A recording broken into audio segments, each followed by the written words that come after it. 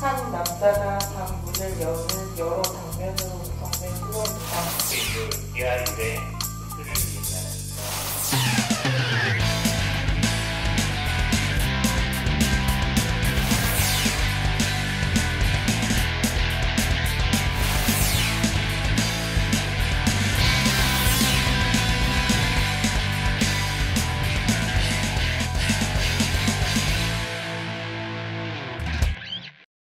안녕하세요. 소설사인 유재영입니다.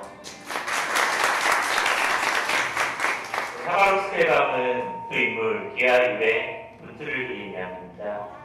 잠시 후에 기하율과 함께 여장을 떠나실 텐데요. 모쪼록 즐거운 시간 되시길 바랍니다. 감사합니다.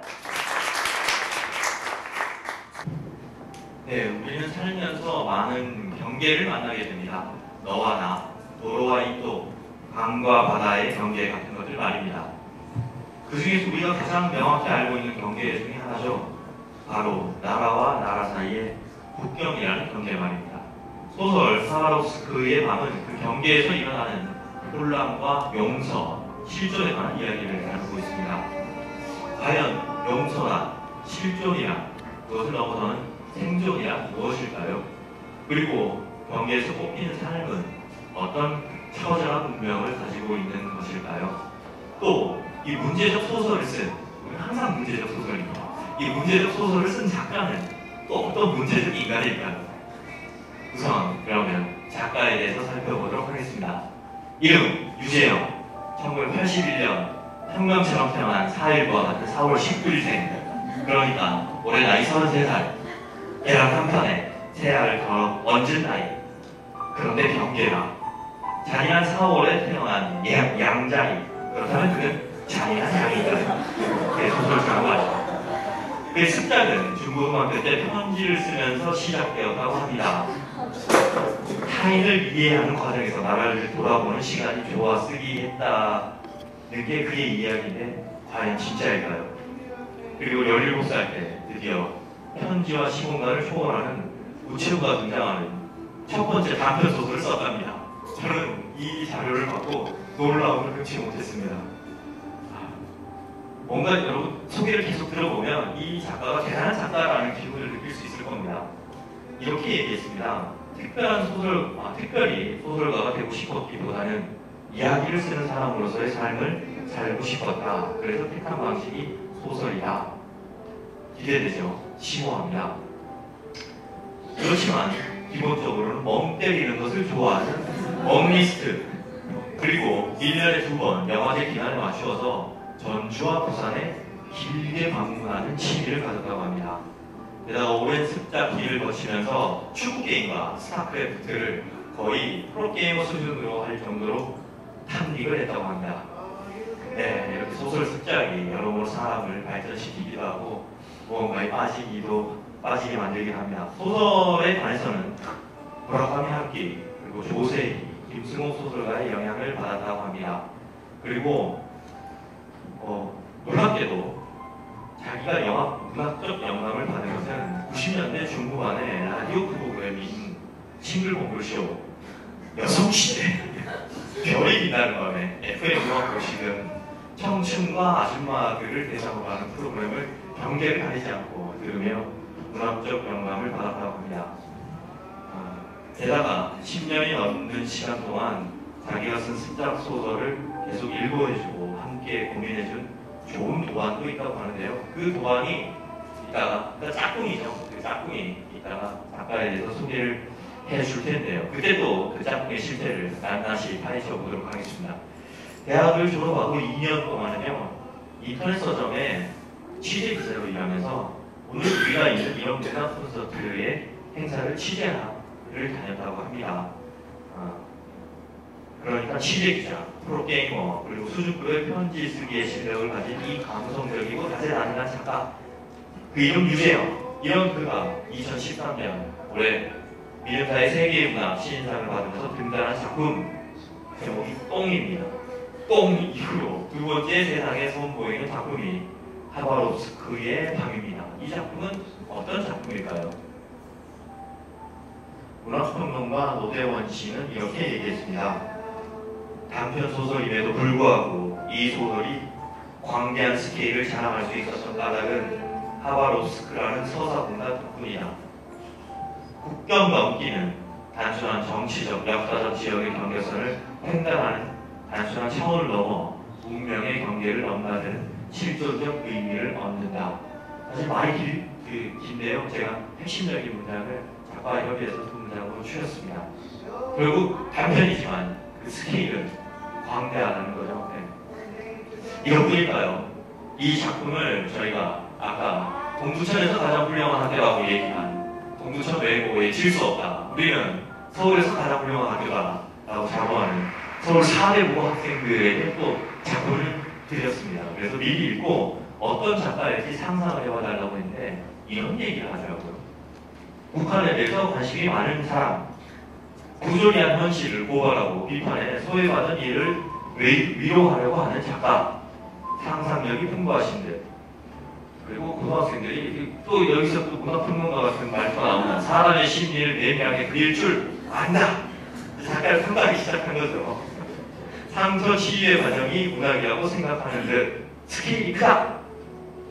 게다가 스릴러 좋아하고 혼자라도 호러 영화를 잘 보러 가는 사람, 어릴 때 무협지를 좀 많이 읽지 않았을까? 이렇게 얘기했고요. 심지어 이런 감상글도 나눠줬습니다. 북한과 탈북 이야기를 다루고 있어서 굉장히 심오했다. 긴장감이 넘쳤다. 영화의 한 장면을 보는 듯 감정이입을 하며 읽었다. 읽은 지 몇 분이 지나도 내용이 선명하게 기억나는 소설. 그러니까 이 사람이 내가 볼 때는 이 학생이 잘못 쓴 것 같아요. 읽은 지 몇 분이 지나면 내용이 선명하게 기억나는 게 맞습니다. 그러니까 사람이 읽은 지 몇십 분이거나 아니면 몇 시간이거나 며칠이라고 써야 되는데 뭔가 바빴던 모양이에요. 그렇게 우리 또 좋게 해석을 하도록 하고요. 그리고 이런 말도 있네요. 제일 마지막 기와 율 두 주인공의 건투를 빈다. 주인공의 건투를 빈다는 건 기본적으로 주인공 호구의 인물이잖아요. 주인공에게 건투를 빈다는 거는 이 작품에 그만큼 빠져서 몰입해서 읽었다는 거죠. 네, 이완평준 고등학생 평론가 선생님 감사드리고요. 제가 다시 이제 본격적으로 아까처럼 작가 프로필을 소개하도록 하겠습니다. 이번에는 좀 특색 있게요. 제7회 세계문학 신인상 수상 당시 유재영 작가의 등단 소감을 한번 읽어드리도록 하겠습니다. 저도 미리 읽어봤는데요. 이 등단 소감이 굉장히 좋았습니다. 제가 다 읽을게요. 지난 여름 그들 부부는 매일 밤 책을 읽었다. 한 명이 읽으면 다른 한 명이 들었다. 듣는 사람이 잠들거나 읽는 사람이 지칠 때까지 부부의 낭독회는 이어졌다. 참고로 작가가 유부남입니다. 짧게는 10여 분에서 길게는 1시간이 걸렸다. 주로 단편 분량의 소설이 침대 위에 올라왔지만 시를 읽거나 긴 소설의 특정 구절을 잘라내어 읽기도 했다. 남자는 레이먼드 카버의 후기 작품이 자신들의 삶과 잘 어울린다고 생각했다. 여자는 남자의 실험에 대비했다. 훌륭한 아내네요. 8월에 윌리엄 포크너의 작품을 읽은 건 여자였다. 꿈속에서 남자는 여자를 찾아 이 남부 지역을 떠돌았다. 소식을 들은 날, 당선 소식이겠죠. 남자는 시를 골랐다. 꽃가루가 얼마나 보여야 꿀이 되는가 나는 생의 도감 같은 두툼한 가방을 들고 집을 나선다. 부부도 그들의 부모처럼 두툼한 가방을 들고 출근하는 날이 많았다. 서로의 손목이나 어깨, 때로는 손가락 한 마디만큼 짧고 가는 것에 매달려 함께 흔들렸다. 지금 쓸 수 없다는 것을 두려워하진 않았다. 대신 계절을 같이 한 사람들에게서 꽃을 키우는 법을 배웠다. 퇴근하고 돌아오면 무감을 꺼냈지만 쓰는 날보단 잠드는 날이 많았다. 꿈을 꿨다. 그날의 기록이다. 남자는 꽃을 보았고 똥을 썼다. 똥이 수상작 제목입니다. 아마 10마디의 작가 소개보다 훨씬 더 가슴에 와닿는 작가의 말 혹은 수상소감이 아닐까 싶습니다. 그렇다면 계절을 같이 한 사람에게서 꽃을 키우는 법을 배운 작가의 소설 하바롭스크의 밤은 과연 어떤 소설일까요? 이번에도 낭독 공연을 통해서 작품을 청해 듣도록 하겠습니다. 박수로 부탁드립니다.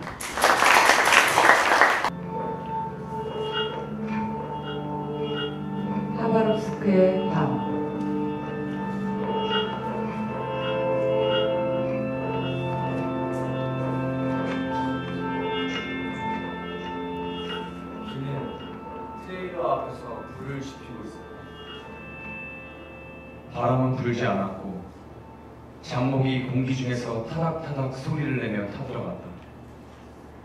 장목 하나를 밀어넣자 불길이 오르다 이내 사그라졌다.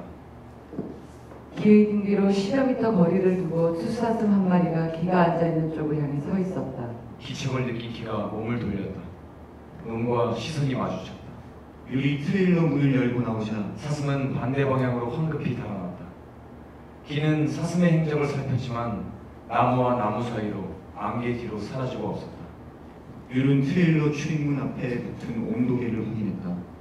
3주 전 하바롭스크 벌목 5구역에 도착한 이후로 온도계는 영하 30도를 가리킨 채 멈춰 있었다. 율은 강감했군 악몽의 장면은 마지막 장면을 되짚으며 허리를 숙였다. 차갑게 굳은 자신의 팔목 부분을 내만졌다. 어깨가 시리도록 진동하는 전기톱을 밀어넣고 복귀로 내려쳐도 잘리지 않는 나무가 있었다. 암흑 속에서 율은 포기하지 않고 계속 시도했다. 숲 전체에 파열음이 공명했다. 숨이 머리 끝까지 차오를 때쯤 허리를 곧게 펴고 나무를 올려다봤다. 나무가 있어야 할 자리에 거대한 크기의 사람이 서 있었다. 나무라고 여겼던 것은 사람의 다리였다. 사방으로 튀어오르던 톱밥은 너덜너덜한 살조각과 피덩이였다. 바닥에 피가 흥건했다. 질척이는 바닥을 확인하고 허공에 발을 한 차례 구르고 나서야 잠에서 깼다. 테이블 위에서 입안에 손목시계 알람이 울리고 있었다. 뒤따라 나온 이반이 전날 저녁에 먹다 남은 숲을 랜디지에 들고 나왔다. 기가 장목 하나를 얹어 모닥불 위쪽에 자리를 마련해 주었다. 이반은 냄비를 나무에 포개 올리고 원목을 눕혀 만든 의자에 걸터 앉았다. 음식이 끓자 알렉세이와 페드로가 나왔다. 네 사람이 꾸역꾸역 자기 몫의 숲을 삼키는 동안 기가 트레일러에서 수염용 엽총 2자루와 탄약 상자를 챙겼다. 무리한 벌목이나 야생동물의 공격으로 일어난 사고 때문에 러시아 정부에서는 벌목 지역을 제한하기 시작했다. 늑대의 늪도 그런 경우였다. 이곳 늑대는 먹을 것이 부족하거나 자신들의 구역을 침범한다고 여기면 사람도 공격했다. 하지만 벌목 사업소는 비싼 값을 거래할 수 있는 이곳의 겨울 원목을, 겨울 벌목공들은 배로 걸린 위험 수당을 포기할 수 없었다. 엽총은 작업 도구 중 하나였다. 코카인 유통업이라는 벌목 사업소에서 새롭게 준비한 사업도 있었다. 코카인은 장작 가운데에 구멍을 내고 그곳에 비닐을 넣어두는 수법을 음미했다. 50kg에 가까운 코카인이 트레일러 곳곳에 숨겨져 있었다. 주 거래 대상은 동해상들이었다. 그들은 마피아부터 고위공직자, 여행객까지 다양한 계층의 사람들을 만난다고 했다. 이 때문에 러시아 경찰에 은밀한 기요가 있었고 북한 보위부의 감시망도 트레일러까지 접근하지 못했다. 기의 안전이 벌목 사업소의 새로운 사업 덕분에 한시적이나마 지켜지고 있었던 것이다. 러시아 벌목 사업소는 돈이 되는 일이라면 불법과 탈법을 개의치 않았다.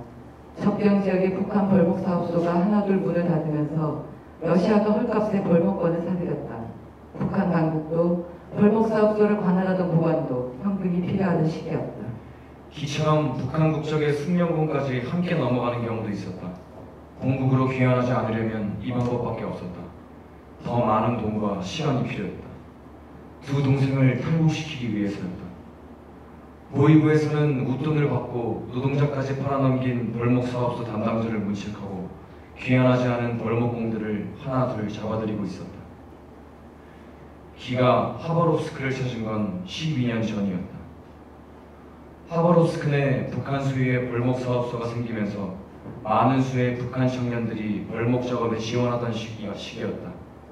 기도 그중 한 명이었다. 어린 두 동생을 건사하기 위해서는 돈이 필요했다. 근무 여건은 좋지 않았다. 안전장비라고는 헬멧이 전부였다. 제때 치료하지 않고 방치한 탓에 부상자들이 쉬이 목숨을 잃기도 했다. 동상으로 손가락을 잃은 경우는 그나마 나았다. 고된 노동의 대가는 차가웠다. 벌목 사업소와 당에서 약속한 급여의 절반 이상을 채가고 있었다. 기는 동료로부터 러시아와 중국은 물론 북한까지 오가는 거강꾼을 소개받았다. 몰래 잡목을 팔아 번 돈을 1년에 2~3번씩 거강꾼을 통해 두 동생에게 건넸다. 수개월 전 사업소가 철수할지 모른다는 소문이 퍼졌을 때 두 동생을 탈북시키기로 결심했다. 자신마저 북으로 기원하면 가족의 생계를 장담할 수 없었다. 현실을 앓고 있는 막내의 치료도 지지부진한 상태였다. 허강군에게 탈북 브로커를 소개받았다. 브로커는 두 가지를 요구했다. 돈과 인내심, 탈북자를 잡아들이려는 당의 의지에 따라 금액과 시기가 달라진다고 했다. 겨울 벌목이 끝나면 동생들과 함께 한국으로 향할 계획을 세웠다.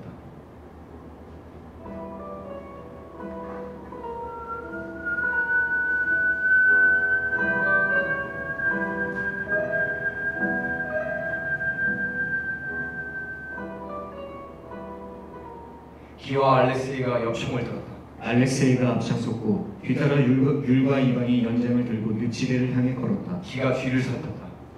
1시간가량 눈밭을 지나 100m가량 완만한 경사를 걸었다. 얼마 지나지 않아 숲이 나왔다. 피냄새가 났다. 이 일대는 늑대의 늪이라는 이름을 갖기 전 붉은 숲이라고 불렸다. 혁명에 실패한 자들이 수십 명씩 이곳으로 끌려와 죽었고 그 이후로 숲의 한가운데서 떨어지는 눈송이를 보면 붉게 보인다는 이유에서였다. 그들이 죽을수록 늑대의 개체수도 늘어났다. 율은 제주소에서 트랙터가 시신을 싣고 온 것을 본 적이 있었다. 6월이었지만 종일 쌀락눈이 내리던 날이었다. 열흘 전부터 시작된 백야로 며칠간 잠을 설친 상태였다. 트랙터 적재함의 피력을 들춰내자 나무 대신 주름이 가득한 하얀 얼굴이 드러났다. 시신은 팔 한쪽이 없었고 유독 한쪽 다리만 형체를 분간할 수 없을 정도로 지디겨진 상태였다. 어깨와 복부에는 늑대의 이빨 자국과 함께 살이 움푹 패인 곳이 있었다. 눈에 파묻혔던 모양인지 아니면 피를 많이 흘렸기 때문인지 얼굴에 반을 덮은 수염까지도 온통 새하였다. 율은 그날 먹은 것을 모두 베어냈다.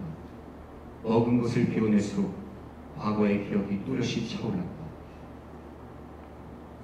율은 20살의 사람을 죽였고 12년간 교도소에서 복역했다. 율의 손에 쇠파이프를 쥐어진 사람은 팀장이었다. 철거 예정인 건물에는 3개의 문이 있었다. 주택가를 마주하고 있는 유리문을 율과 팀장이 지켰다. 다른 문에 비해 안전한 곳이었다. 일이 터진 건 자정 직후였다. 팀장의 무전기로 다급한 목소리가 들어왔다. 철거민들이 정문으로 몰려왔다는 소식이었다. 팀장이 정문으로 달려간 사이 혼자 유리문을 지키고 서 있었다. 한 남자가 달려들었다. 남자를 막아세웠지만 막무가내였다. 남자는 유리문을 향해 벽돌을 던졌다. 유리문에 금이 갔다. 남자의 허리춤을 잡고 끌어내려 했지만 남자의 발길질에 나가 떨어졌다. 남자가 다시 벽돌을 들었고 금이 간 유리문을 향해 던지려는 찰나 유리 쇠파이프를 휘둘렀다. 남자의 머리를 세차게 내리쳤다. 피가 터져나왔다. 철거민과 용역들이 그를 발견할 때까지 쇠파이프를 연거푸 휘둘렀다. 정신을 차린 곳은 경찰차 안이었다. 손에는 쇠파이프 대신 피 묻은 수건이 담겨 있었다. 곧바로 수용생활이 시작되었다. 율은 자신이 무슨 일을 했는지 깨닫는 데만 꼬박 1년의 시간을 보냈다. 생생한 꿈을 꾸는 날이 많았다. 악몽이었다. 쇠파이프를 쥐고 있는 손의 감각과 뼈가 지디겨지는 손, 피비린내 같은 것이 밤마다 그를 찾았다. 꿈에서 깨면 나무 토막처럼 딱딱해진 팔을 내만졌다. 20살의 자신이 자라서 고작 32살의 자신이 되었다는 게 끔찍했다. 형벌은 길었다. 길어야 한다고 생각했다. 성실히 복역했다. 그리고 모범수가 되었다. 감형이 확정되었고 출소 날짜를 받았다. 율은 자신의 죄를 매달고 어디로 가야 할지 고민했다. 어차피 그 누구에게도 용서를 구할 수 없다는 걸 알았다. 교도소 문을 나서면서부터 봄이 필 때까지 국도와 농로를 따라 쉬지 않고 걸었다. 율이 향한 곳은 경기도 외곽에 있는 가구 공단이었다.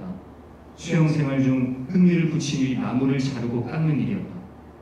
나무를 만지는 동안에는 죄를 잊을 수 있었다. 손끝의 감각도 살아나는 것 같았다. 직업훈련을 담당하던 교도관이 교도소에서 만들어진 가구를 납품하던 공장에 연락처와 약도를 주었다. 사장은 기꺼이 그를 받아주었다. 공장에는 다양한 국적의 노동자들이 있었다. 율은 근처 여관에서 머물면서 매일 15시간씩 일을 했다. 공장이 쉬는 매월 마지막 주 일요일이면 동료인 러시아 형제와 어울려 술을 마셨다. 술자리는 낮부터 시작해 자정까지 이어졌다. 어느 날 주점에서 시비가 붙었다. 상대는 20살 남짓의 동네 청년들이었다. 청년들이 먼저 시비를 걸었고 말다툼은 삽시간에 몸싸움으로 번졌다. 탁자와 의자가 뒤집혔고 유리병 조각이 나뒹물었다. 청년 하나가 깨진 병 조각을 들고 마구 휘둘렀다. 청년의 손에서 병 조각을 빼앗아 보려고 했지만 청년은 날쌔게 움직였다. 흥분한 청년을 동료가 말리기 위해 접근하던 중 병 조각이 다른 청년의 등에 꽂혔다. 유리 조각은 청년의 등에 단단히 박혀 빠지지 않았다. 청년은 놀라 그대로 주저앉았다. 유리 다가가 유리 조각을 빼려고 힘을 쓸수록 더 많은 양의 피가 유리의 손목을 타고 흘러내렸다. 어디선가 경찰을 부르라는 소리가 들렸고 러시아 형제와 유는 황급히 자리를 피했다. 세 사람은 숙소로 돌아와 짐을 챙겼다. 유는 피 묻은 손을 닦고 또 닦았지만 붉은 기운이 쉽사리 사라지지 않았다. 러시아 형제는 고급행을 택했다. 유리 그들과 동행했다. 인천에서 밀항선을 탔다.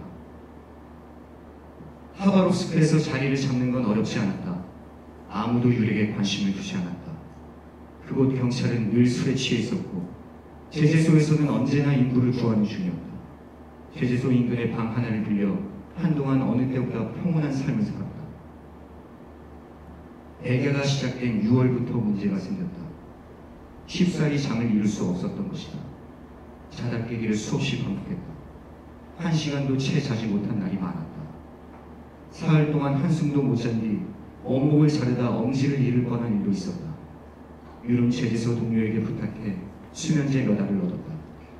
따뜻한 저녁 식사를 먹은 뒤 영주와 함께 수면제 하나를 삼켰다. 금방 잠이 들었지만 꿈속에서 뜻하지 않은 인물을 만나야 했다. 교도소에서 꾸었던 악몽과 있었다. 휘청거리는 남자가 나왔다. 예전보다 더 크고 거북한 한상이었다. 유는 화염을 피하면서 팔을 휘두르고 발길질을 했지만 모두 헛방이었다. 꿈속에서 그에게는 늘 한평 남짓한 공간만이 주어졌다. 불명과 악몽 사이에 괴로운 밤이 계속됐다. 백야는 석 달 동안 계속됐다. 백야가 끝난 뒤에는 약을 먹지 않아도 잠이 들 수 있었지만 악몽은 끝나지 않았다. 남자는 계속 유를 쫓았다. 유는 자신이 서 있는 자리를 벗어날 수 없었다. 석 달 후 겨울 벌목을 떠났다. 트레일러에서의 첫날 꿈속에 휘청거리는 남자가 예외 없이 도착했다. 남자는 이제 사람이 누구라면 그냥 마음을 아팠다. 매일 밤 남자의 다리를 잡았다.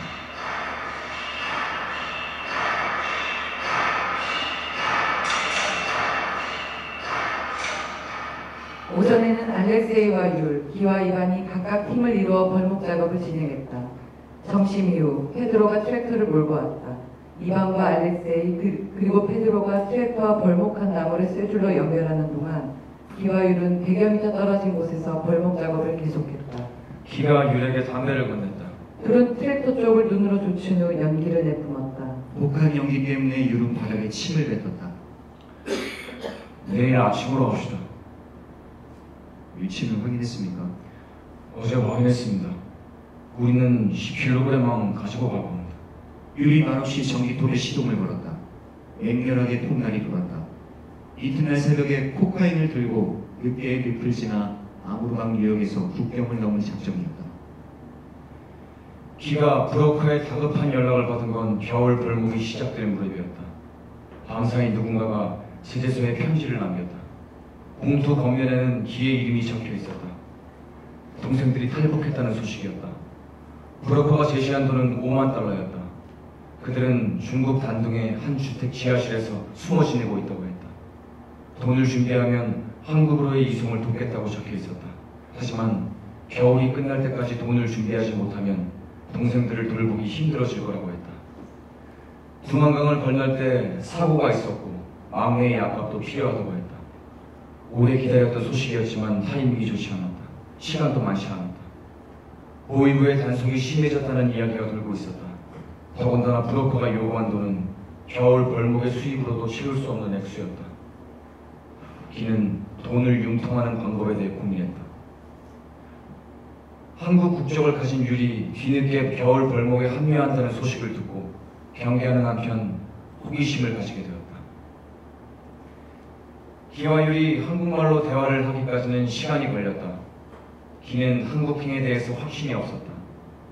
겨울 벌목이 시작된 지 일주일째 되던 날 아침, 기가 율에게 편지를 내밀었다. 율은 한국어로 적힌 어간군의 편지를 읽었다. 오랜만에 읽는 모국어가 낯설었다. 한국은 안전합니까? 어떻게 할 겁니까? 시간이 얼마 남지 않은 것 같은데. 돈은 있습니까? 코카인 몇 봉지를 가지고 갈 겁니다. 무슨 수로 말입니까? 벌목이 끝나기 전 야암을 타려고 합니다. 금방 따라잡힐 겁니다. 늑대의 늪을 지나면 됩니다. 같이 갑시다. 난 이곳으로 올 때 미랑선을 탔습니다. 당신이 뭐 때문에 여기를 떠난다는 겁니까? 율은 자신이 저지른 일들에 대하여 설명했다. 꿈에 대해서도 말했다. 여기를 떠나면 그 모든 게 끝날 것 같습니까? 내가 할 수 있는 건 이 자리를 벗어나는 것밖에 없습니다. 위험할 겁니다. 그것이 2주 전 대화였다.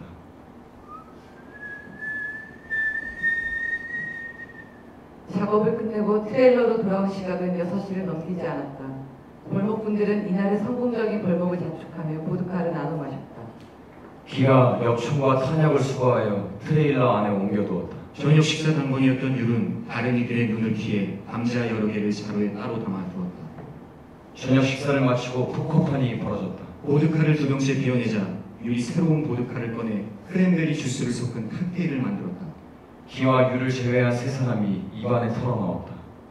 수면제가 든 칵테일이었다. 그들은 곧 취기인지 졸음인지 모를 노곤함에 휩싸여 침대에 나가 떨어졌다. 기는 두 눈을 뜬 채 침대에 누워 있었다. 율은 어질러진 테이블을 조용히 정리한 후 테이블에 남은 얼룩을 린넨천으로 오랫동안 닦아냈다. 기와 율은 천천히 조심스럽게 움직였다. 트레일러 안에서의 시간은 충분했다.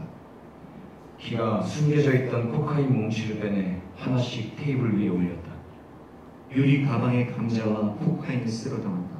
기가 엽총 2자루와 탄약을 챙겼고 서랍장에서 손전등과 여분의 건전지를 꺼내 바지 주머니에 쑤셔 넣었다.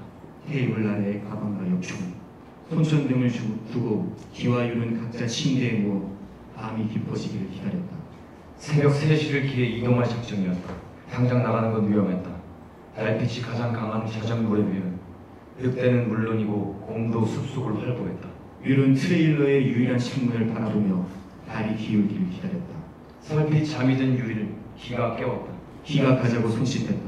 율은 나무 속에서 기의 모습을 보고 얼어붙었다. 기가 등을 보이고 나서야 꿈이 아니란 걸 깨달았다. 시야를 가릴 정도로 굵은 눈이 내렸다. 기는 당초 접경지역까지 36시간을 예상했다.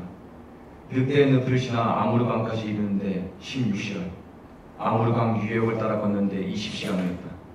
36시간이라면 혹독한 추위에서도 버틸 수 있으리라 생각했다. 발목 위까지 눈이 찼다.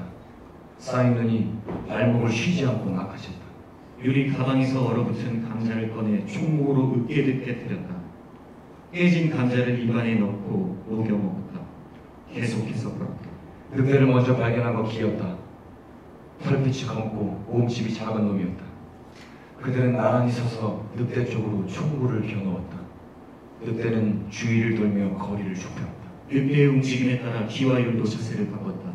눈발이 불어오는 방향으로 몸을 틀 때면 놈은 시야에서 사라지기도 했다. 기와 율은 숨을 죽이고 어두운 늑대와 눈을 맞췄다. 대치는 길게 이어졌다. 늑대와의 거리가 5m 이내로 좁혀지자 기는 다시 한번 가늠자를 확인하고 방아쇠를 쥐고 있는 검지를 쭉 뻗었다. 검지를 쥐려는 순간 늑대와 그들 사이로 사슴 한 마리가 뛰쳐나왔다. 기와 율이 소리가 나는 쪽으로 시선을 뺏긴 사이 늑대는 이미 사라지고 없었다. 두 사람은 더 속도를 붙여걸었다. 지쳐 있었지만 쉬지 않았다. 해가 지기 전에 늑대의 늪을 지나야 했다.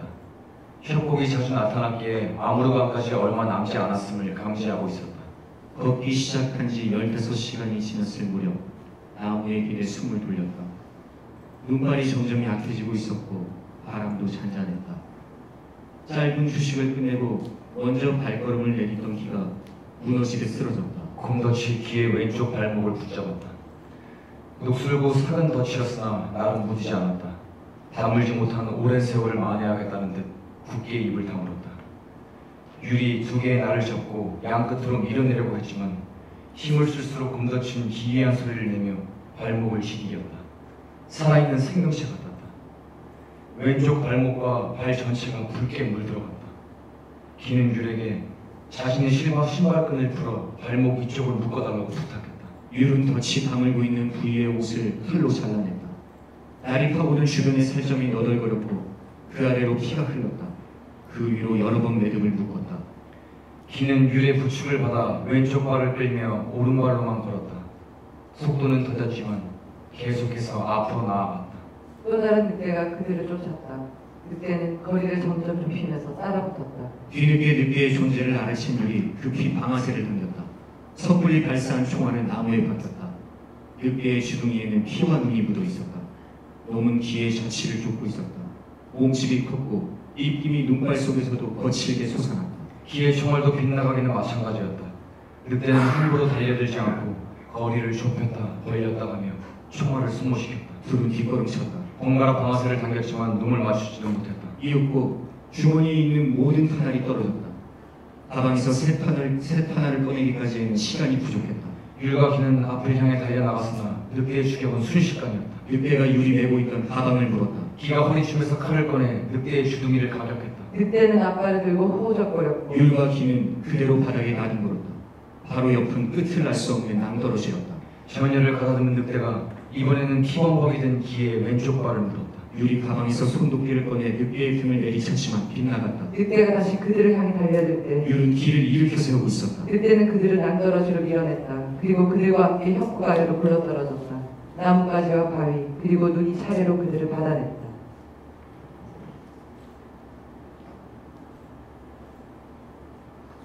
기는 발목에 통증을 느꼈지만 곧바로 일어나 숨이 끊긴 늑대를 눈으로 덮었다. 다른 야생동물이 사체의 냄새를 맡지 못하게 하기 위해서였다. 떨어지면서 바위에 머리를 부딪힌 율은 의식을 잃고 쓰러져 있었다. 극심한 두통과 함께 의식을 되찾는 데까지는 오랜 시간이 걸리지 않았다. 시야가 흐릿했고 귓속에 벌레가 들어간 것처럼 윙윙거리는 소리가 들렸다. 율은 고통에 신음했다.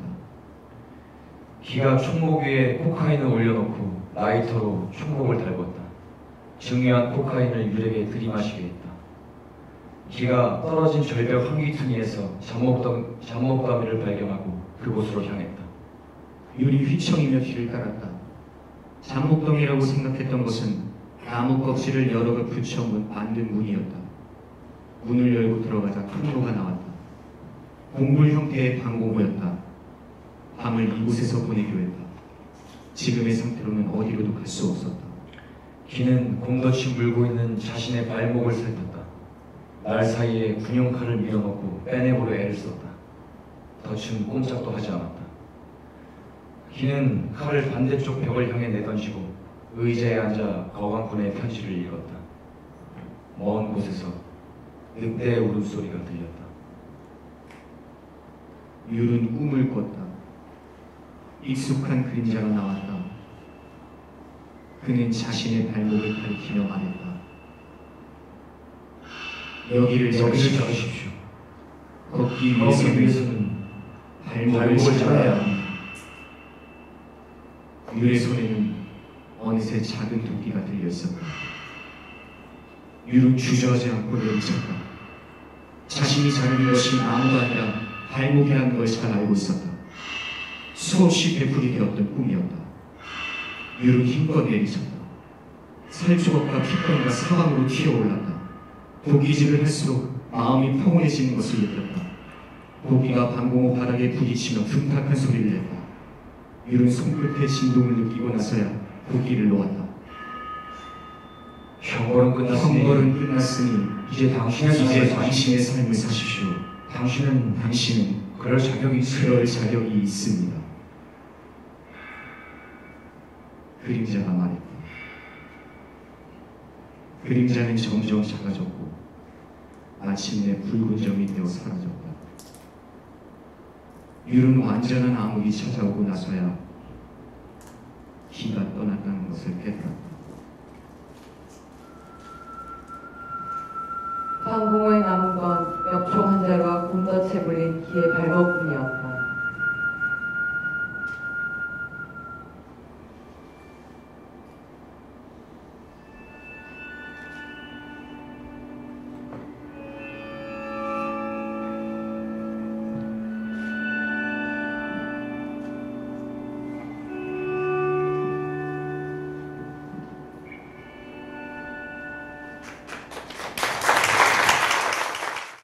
안녕하세요. 저는 이재영 작가의 심연지기 제2차 공유의사 아까 말씀해주신 도반인 세보라라고 합니다.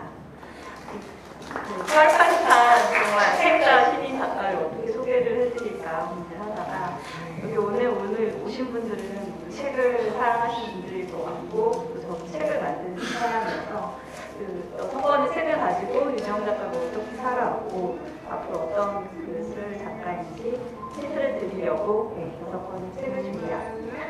첫 번째 책은 물랑거릴 때 사랑의 단상입니다. 제가 알기로 유재영 작가가 가장 많이 읽는 책 중에 하나인데 그 이유는 문장이 한 번 읽어서는 잘 이해가 안 가요. 어딜 읽어야 했기 때문에 그렇게 된 게 아닌가 생각을 합니다. 유재영 작가 별명 중에 하나가 꼴재영인데요. 되게 오글오글 하실 텐데 이 별명은 무려 자기가 스스로 지은 별명입니다. 보통 그러기가 쉽지 않은데 고등학교 때 자기 책상에 조각칼로 꼴재영이라고 새겨놓고 같은 친구들한테 이제부터 나를 꽃이라고 불러라라고 강요를 했다고 하네요. 그래서 지금도 이제 애아빠가 된 친구들이 만나면 꽃재영 하고 부릅니다. 저는 그런 뻔뻔함이 사랑의 단상과의 오랜 대화에서 나올 수 있었다고 생각을 합니다. 두 번째 책은 감옥, 신영국 선생님의 감옥으로부터의 사색이고요. 이 책을 읽기 가장 적합한 공간이 어딜까요?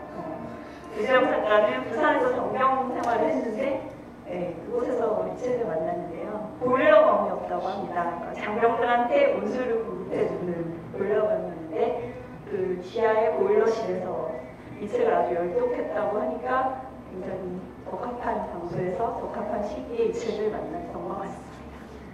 세 번째 책은 2000년대 초반 문청들에게 정말 지대한 영향을 미친 박민규 작가의 카스테라입니다. 그때 제가 같이 소설 합방 소모임을 하고 있었는데요. 어느 순간부터 이건 아무리 봐도 카스테라인데 이런 거 같은 소설만 자꾸 들고 오는 거예요. 그래서 저희들끼리도 막 걱정을 했어요. 이거 어떡하냐, 이 작가 건널 수 없는 강을 건넜다. 그랬는데 다행히 지금은 잘 극복을 했고 그게 백신이 돼서 어떤 이야기나 새로운 힘은 수자국처럼 잘 남아있을 거라고 생각을 합니다. 네 번째 책은 시사주간지 한겨울의 20일이고요. 이걸 쭉 꽤 오랜 시간 근근하게 모아오고 있는데요. 이걸 이렇게 사부회로 납작하게 적어서 출근길, 출퇴근길이나 이동하면서 자주 있습니다. 아주 마음에 안 드는 예를 들어서 표시가 나오면 냄비받침으로 쓰기도 하고요. 만약 유재영 작가의 소설에서 지금 여기에 목소리가 조금이라도 잘 살아난다면 그것은 한겨울의 20일에 지대한 영향일 거라고 생각을 합니다. 다섯 번째 책은 아까 수상소감에서 인용이 됐던 박후기 시인의 첫 번째 시집 우리는 나무의 유전자를 갖고 있다입니다. 유재영 작가가 시를 굉장히 좋아해요. 그래서 아침에 출근하기 전에 갑자기 서버에 서서 책을 막 뒤지고 있어서 뭘 하냐 이렇게 물어보면 오늘 누굴 벌써를 만나는데 너무 힘든 거라서 미리 백신이 필요하다 이렇게 얘기를 하고 시를 하나 뒤적거리다가 가고 그런 거를 보게 되는데요. 또 한 가지 좀 재밌는 에피소드가 있는데 군대에서 선임병이 돼서 자기 후임병들에게 뭔가 도움이 되는 선임병이 되고 싶었다고 해요. 그래서 필사 점호 시간 때 후임들 앉혀놓고 시를 한 번씩 읽어줬다고 합니다. 근데 그것도 주로 기영도시나 이제 자기가 좋아했던 그래서 이제 자기는 굉장히 그분들의 정신세계에 좋은 영향을 미쳤다라고 생각을 했으나 나중에 저녁식 때 후임병 하나가 다가와서 그때 차라리 한 대 때리고 말지 그런 생각을 했다고 고백을 했다고 합니다. 마지막은 야구원 HG2고요. 유재영 작가가 야구를 되게 좋아하기도 하고 이 소설에 나오는 히로랑 좀 닮았다고 저는 생각을 하는데 약간 왜소하고 부드러워 보이는 외모지만 속은 굉장히 뻔뻔하고 약간 음흉한 구석도 있거든요. 그렇게 생각을 해서 골라봤습니다. 유재영 작가가 그 롯데의 굉장한 광팬인데요. 그 롯데에 유용훈이라는 투수가 있습니다. 저희가 인상 깊게 본 경기가 지난 여름에 LG와 한 경기였는데 거기서 퍼펙트 게임을 기록을 하다가 팔에 아깝게 단타를 맞아서 그 한국의 최초일 뻔한 그 기록이 깨진 적이 있어서 그 경기를 아직도 기억을 하는데요. 이용훈 작가는 나이 30대 중반에 굉장히 팔 부상 때문에 오래 2군 생활을 했고 굉장히 빛나는 업적을 가진 투수는 아닙니다. 네. 저희가 아주 인상 깊게 본 인터뷰가 당신은 왜 이렇게 훈련을 한 번도 안 빠지고 너무 열심히 한다, 나이도 많은데 이렇게 물어보고 그 기자가 물어보니까 왜 그렇게 열심히 하느냐 그랬더니 이용훈 투수가 그거 그냥 이게 내 직업이기 때문이다 라고 대답을 했다고 하는데요. 그걸 보면서 저는 유재영 작가를 떠올렸습니다. 유재영 작가는 굉장히 마운드 위에 서기까지 오래 걸렸습니다. 그 과정에서 초조하고 힘들었을 수도 있었는데 그냥 묵묵히 계속 써왔던 것 같고요. 이제 마운드 위에 섰으니까 열심히 공을 던져라 하는데 이제 뭐 안타도 맞고 홈런도 맞고 솔직히 그런 날이 더 많겠죠. 저랑 한번 오늘같이 스트라이크 존에 들어갈 수도 있겠지만 더 힘든 날도 있겠지만 그 이용훈 투수처럼 그 시기가 자기 사냥 방식이라고 늘 얘기해왔기 때문에 앞으로도 잘 해낼 거라고 생각을 합니다. 오늘 오신 분들이 그래서 어떤 공을 던지는지 응원을 해주셔도 좋고 야유를 해주셔도 좋고 지켜봐 주셨으면 좋겠습니다. 감사합니다. 네, 마운드 위에서 잠깐 무대 위에도 서야죠. 네. 글러브 대신 아이패드를 가지고 불러왔습니다. 유재영 작가 박수로 맞이해주세요. 오래 기다리셨죠? 네. 밑에서 지켜보는 소감 어떠셨나요? 기아유이 얼마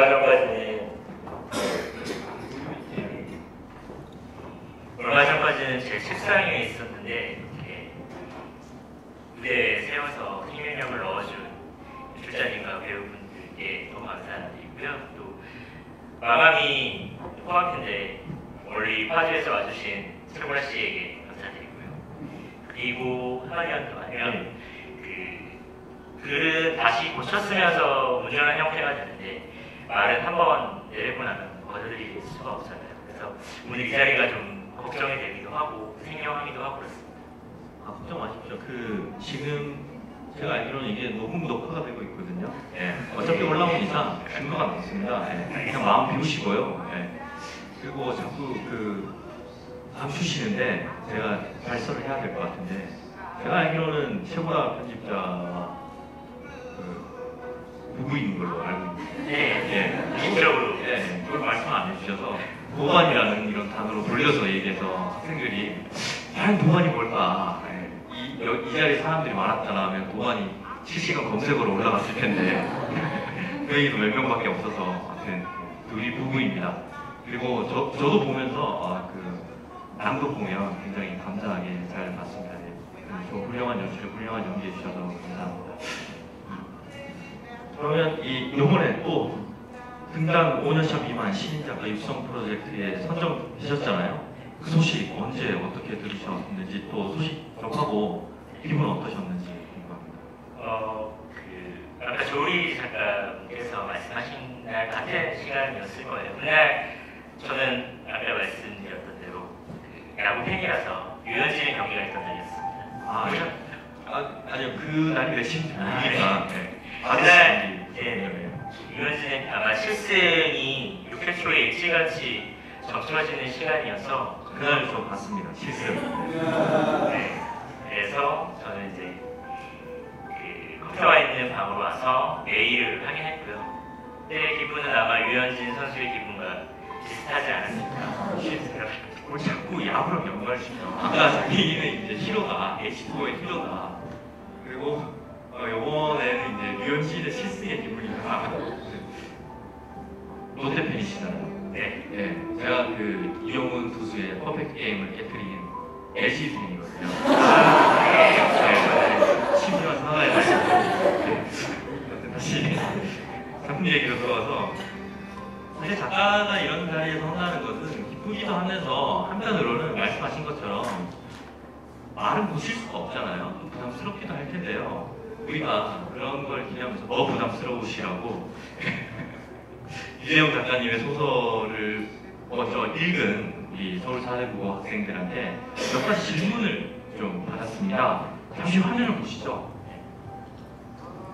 오늘 출연하신 소감, 이거 제가 물어봤고 사전 독자 평가단의 질문이 이겁니다.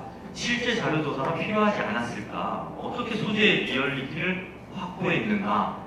그렇죠. 그 탈북자들과 이 원어민 유령의 인명이 작품을 통해 말하고자 하는 바가 무엇인가? 이와 율 중에서 가장 애착이 가는 인물은 마지막 장면이 무엇을 의미하나요? 이 글을 쓰게 된 계기가 있다면 주인공을 설정하게 된 계기가 무엇입니까? 계기를 굉장히 좋아하시네요. 영화적인 느낌을 많이 받았다. 좋아하는 영화가 있다면 이렇게 질문을 했었는데요. 어떻게 차례대로 답변을 좀 짧게 해주실래요? 시아노께서 짧게 모두 다 말씀을 드리자면요. 시리아 상상의 비율은 늘 고민하는 바이고요. 그 소설은 기본적으로 기사가 아니기 때문에 우리가 리얼리티를 살리려고 어떤 시제를 계속했을 때 이야기의 폭이나 깊이가 좀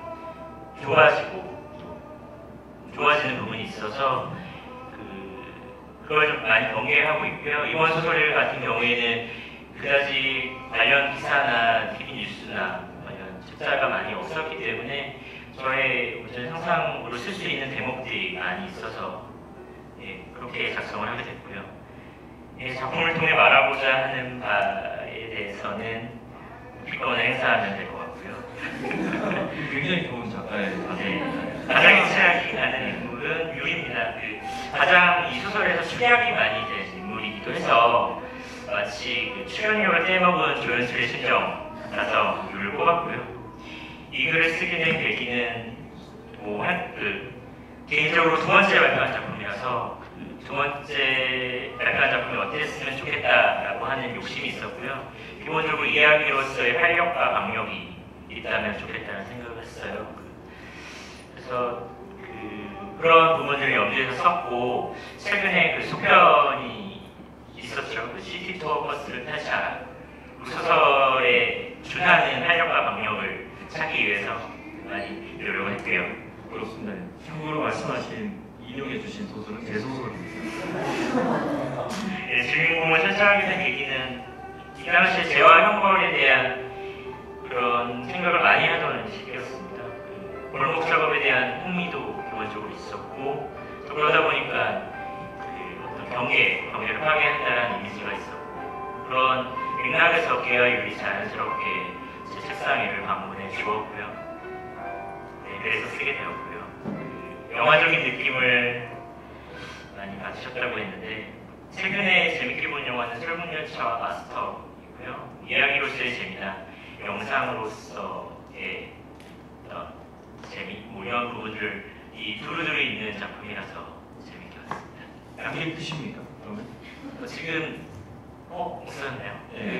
이쪽에서 있는 걸 봐서 하나 뭘 짓겠구나라는 생각을 설문열차 본 사람들이 양갱을 못 먹고 있는데 역시 이 하드보일드한 거 쓰셔서 그런지 비위가 좋으시네요.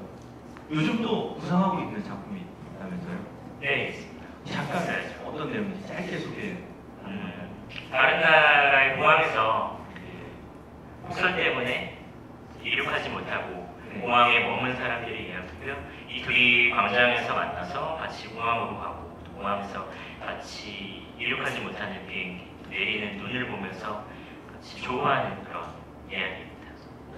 로맨스도 있고. 기본적으로 연애소설 써보자라는 생각으로 시작했습니다. 이 지금 오늘 공연한 작품과는 분위기가 너무 다른데요. 저는 그래서 그런지 학생들한테 이 작품을 이제 이 아이디어를 줬어요. 이 아이디어를 드리고 이 지금 들은 얘기만으로 이 설정을 가지고 나중에 어떻게 이어질 것인가 물어봤는데 이런 반응들이 나왔어요. 이야기를 하면서 서로가 품고 있는 상처를 치유해주는 그런 힐링 소설. 저거는 양반이야, 양반. 이제 갑니다. 폭설을 지켜보며 자리에서 비행기가 뜨기만을 기다리던 두 남녀. 실은 그러다 폭설에 얽힌 사연이 있다. 여자는 자신을 돌보려고 일을 하던 아버지가 눈에 갇혀 시신조차 찾지 못했던 일이 있고 그거 보면 죽음이 나온다니까. 아까 피가 나면 소절이 나온다 해서 남자는 폭설이 내려 밖에 나가지 못하게 여동생을 붙잡아 두었지만 남자가 잠시 한눈을 판 사이 그 여동생은 밖으로 나갔고 그 후로 여자의 아버지처럼 시신조차 찾지 못해 떠나왔다. 아버지와 여동생에 대한 그리움에 사무쳐 살던 그들의 어머니가 이들을 다른 나라로 보내려고 했던 것. 그들은 성공해서 돌아올 것을 약속하고 공항으로 왔지만 내리는 폭설에 지금 마음이 흔들리고 더 깊어지는 그리움에 눈물만 떨군다. 또 다른 학생이 이렇게 했었습니다. 각자의 사연을 나눈다. 여자는 남편이 해외로 나갔다가 실종돼 아이를 키울 형편이 못 됐기 때문에 아이를 입양시켰다. 남자는 캐나다 시위 운동에 휩쓸려 경찰의 조사를 받은 적이 있고 점점점 하면서 이 학생은 심지어 결론을 안 냈어요. 자기 거를 읽어달라는 거지. 네, 릴레이 소설을 쓰자는 거죠. 그리고 다른 학생은 지난 이야기를 서로 이야기하며 서로 다른 삶을 산 것에 대해 새로 깨닫고 공감하는 소설. 남녀가 앉아 비행기를 기다리는 장면으로 끝나면 좋을 듯. 제가 볼 때 이 중에서 지금 작가님이 생각하시는 것과 가장 분위기가 비슷한 것은 마지막 학생의 사연이고 그 외에는 다들 무슨 실종, 살인, 가출 뭐 이런 건데 이거 어떻게 책임지실 겁니까? 전작 때문에 그런 거 아니에요? 뒤집어 엎고 다시 쓰는 방향으로 가야 될 것 같아요. 굉장히 좋은 제안. 네. 결국 그러면 마음에 드시는 겁니까? 네, 연애소설을 다음에 써야겠어요. 그러면 결론은 이렇게 내리겠습니다. 오늘 그 동두천 외고 학생들은요 평론가 집단, 그리고 서울 4대 부고 학생들은 이제 소설가 집단 이렇게 해서 서로 이제 창작을 하시고 평론을 해주시면서 자매결 학교를 맺는 걸로 그렇게 하면 되겠네요. 이제 요거는 학생들의 이어붙인 이야기였고요. 혹시 제가 또 질문을 드리자면 이 자리에 계신 관객들은 이 소설 이렇게 이어붙이면 될 거다 혹시 생각하신 분 계신가요? 네, 없을 줄 알았습니다. 저희 전혀 당황하지 않고요. 네. 여기서 또 저희가 끝이 아니죠. 자신 끊임없이 미녀 소설가라고 주장을 하고 있는 저는 동의하고 있습니다. 차세대 예술 인력 프로그램의 히로인, 신비주의 미녀 소설가인데 다 드러나서 이은선 작가님이 준비해 오신 일문일답이 등장할 차례입니다. 긴장하셨나요? 네. 네, 긴장해야 됩니다. 자, 그러면 빠르게 진행되는 일문일답 이은선 작가님 시작해 주십시오. 네, 오로지 한 대답으로만 해주십시오. 하바롭스크에 가보신 적이 있으십니까? 없습니다. 네, 유재영이 생각하는 벌목과 유목민은 어떤 의미인지 궁금합니다. 벌목은 노동이고요. 유목민은 자기 삶을 이동해 나가면서 사는 사람. 네, 세 번째 질문. 사랑하면서 해왔던 선택 중에서 가장 잘한 선택은 무엇일지 궁금합니다. 지금 짝꿍을 만난 거. 빨리 질문, 빨리 뛰어. 소설을 쓰기 시작한 이후로 가장 후회가 되는 것은 무엇인가요? 아직은 없습니다. 네, 가장 존경하는 스승이 있으시다면? 수상소감에서 나왔는데요. 계절을 함께한 모든 사람입니다. 네, 박애주의자시군요. 3년 후에 나는 무엇을 하고 있을 것 같아요? 하바롭스크에서 보드카를 마시고 있다가 좋을 것 같습니다. 네, 마지막으로 6개가 단가요? 지금 계속 이렇게 영상 이렇게 하실 겁니까? 지금 이 순간의 느낌은 어떠신지? 양갱을 먹고 싶습니다. 네, 한 사람 소원도 들어드린다는데 이거 하나 못 드리겠습니까? 수고하셨습니다. 단백질 프로테인 같은 양갱 이 자리에 올라왔습니다.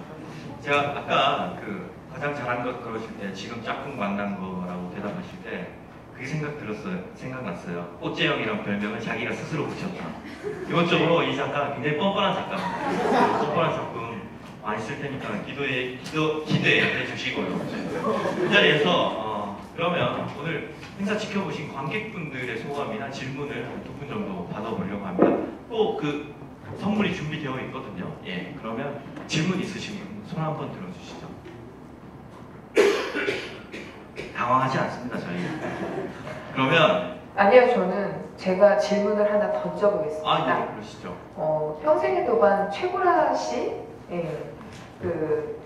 소설가의 아내로 산다는 건 어떤 의미인지 좀 여쭤봐도 될까요? 근데 소설가의 아내이죠. 저도 소설을 쓰는 사람이기 때문에 예. 일단 저는 항상 유재홍 작가의 글을 좀 신랄하게 보는 편이거든요. 그래서 심지어 등단작은 낸다고 가져왔을 때 자꾸 종이 낭비하지 말고 나무한테 미안한 짓 아니야. 자꾸 자기 글을 낭비하지 말아라 이러면서 저는 뭐라고 했는데 뒤로 몰래 붙였더라고요. 그러고 나서 나중에 당선 연락을 받고 저는 보낸 줄도 몰랐어요. 사실 그래서 굉장히 황망했던 적이 있고 예. 있었는데 같이 써나가고 있어서 지금으로서는 굉장히 그게 즐거운 작업이지 언젠가부터는 고통이 될 것 같기도 한데 예, 무대 위에 서 있는 남편을 보는 느낌은 어떠세요? 정말 긴장을 많이 했구나. 왜 저렇게 쪼라이나 이런. 저는 앞으로 이제 작가님께서 어떤 작품을 쓰시고 싶으신지, 물론 그냥 다음번에 나온 연애소설 이런 게 아니라 10년, 20년 앞으로는 내가 뭐 지금처럼 그 기괴한 이야기 많이 쓰겠다, 아니면 엄청난 허풍쟁이의 이야기를 쓰겠다, 아니면 정말 감각적인 스타일리스트의 이야기를 쓰고 싶다, 그런 걸 좀 듣고 싶습니다. 네, 기본적으로 소설은 이야기의 형식이기 때문에 네. 흥미로워야 한다는 건 전제가 되어야 되고 네. 그래서 흥미로운 이야기를 쓰고 싶고 또 이런 정적인 이야기, 연애소설을 말을 했는데요. 그런 이야기와 질주하는 이야기, 이게 도망가고 뭐 이런 측면뿐만 아니라 흥미로운 차원에서 앞으로 나아가는 이야기를 쓰고 싶습니다. 작가님, 이야기의 본질이 뭘까요? 유재용이 쓰고자 하는 어떤 이야기의 네. 근원적인 것들? 근데 여기 저한테 그러시네요. 그게 이야기의 본질인가요? 아니요. 처음과 중간과 끝이 있는 것이 아름답다라는 생각을 합니다. 이야기가 기본적인 속성이 처음과 중간과 끝이 있어야 타인에게 전달이 될 수 있기 때문에 예, 그 말을 지금 하고 계시는 우리 꽃재영 작가님이 가장 아름다워 보이십니다. 감사합니다. 네, 여기서 현장 기록을 마치겠습니다. 혹시 이제 궁금한 거 있으면 끝나고 여쭤보고요. 어때요? 그 신인 작가 유재영 작가님과 함께한 2부 시간 즐거우셨나요? 네. 저희도 저도 이 자리에 있으면서 즐거웠고요.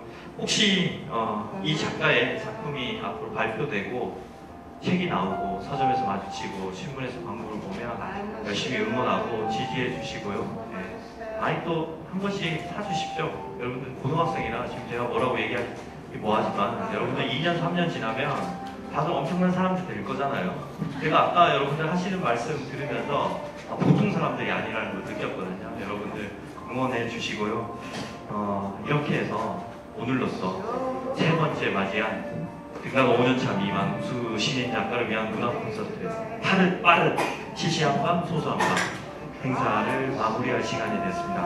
오늘은 소설가 두 분을 모셨고요. 다음에는 희곡 작가입니다. 처음 선보이는 희곡이 어떤 작품일지 기대가 큰데요. 그때도 함께 해주셨으면 감사하겠습니다.